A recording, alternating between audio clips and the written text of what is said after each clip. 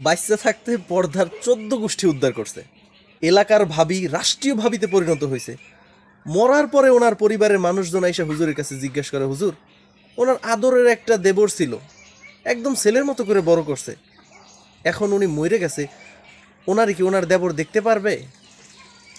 হুজুর ওনার মেয়ের জামাইকে ওনারা দেখতে পারবে? হুজুর ওই পাশের বাড়ির একদম আপন ভাইয়ের মতো একটা স্বাস্থ্য ভাই আছে, সে একটু দেখতে চাই, তার কি দেখতে দেব?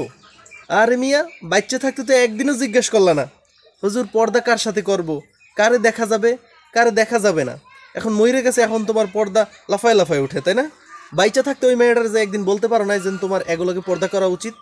মরে গেছে, আমলের দরজা বন্ধ হয়ে গেছে, এখন তোমার মনে হয়েছে এর পর্দা করানো উচিত। সারা জীবন তো পর্দার পিছনে বাঁশ দিয়েই গেছে, এখন আর নতুন করে পর্দা করাই লাভ কি? আমল নামা তো বন্ধ হয়ে গেছে, এখন কেউ দেখলেও কিছু আসে যায় না, আর না দেখলেও কিছু আসে যায় না। তাই ইসলাম পালনের নামে এইসব সার্কাস বন্ধ করো।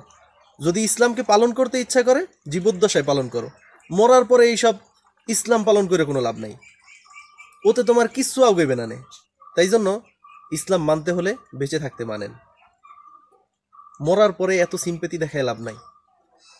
বেঁচে থাকতে আপনার অধীনে যারা আছে তাদেরকে পর্দা মানার কথা বলুন, আপনার সন্তানদেরকে ইসলামের পথে ডাকুন, শরিয়ার আইন মানার কথা বলুন, শুধু মরার পরে ইসলাম পালন করতে আসবেন না।